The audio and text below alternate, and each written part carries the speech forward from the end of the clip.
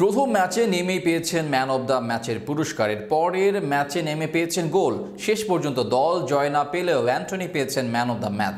Manchester United ছেড়ে আসার পর স্পেনের ক্লাবটিতে এসে যেন নিজের ফর্ম ফিরে পেলেন অ্যান্টনির ফর্ম ও তার ফিরে আসা নিয়ে বিস্তারিত থাকছে প্রতিবেদনে।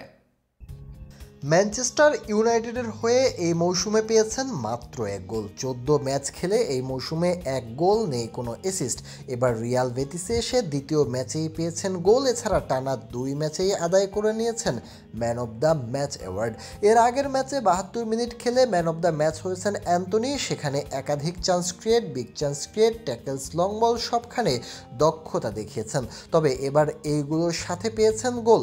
ম্যাচের 10 মিনিটে অ্যান্টনির বাঁ পায়ের শটে এগিয়ে যায় দল। তবে এরপর অবশ্য ম্যাচে হয়েছে আরও 4 গোল। সেখানে সেল্টা ভিগো জালে জড়ায় 3 গোল।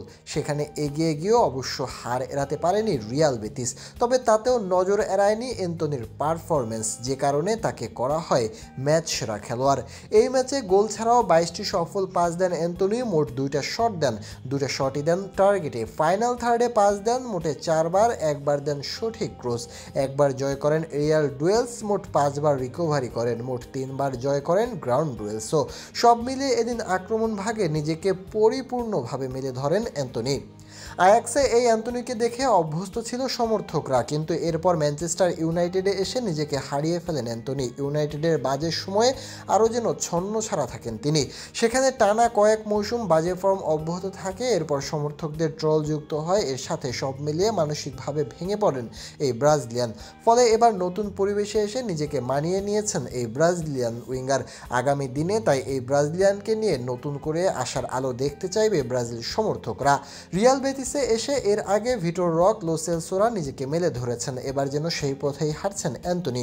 সব মিলিয়ে অ্যান্টনি ফিরলে আগামী দিনে নানা দিক থেকে উপকৃত হবে ব্রাজিল দলও।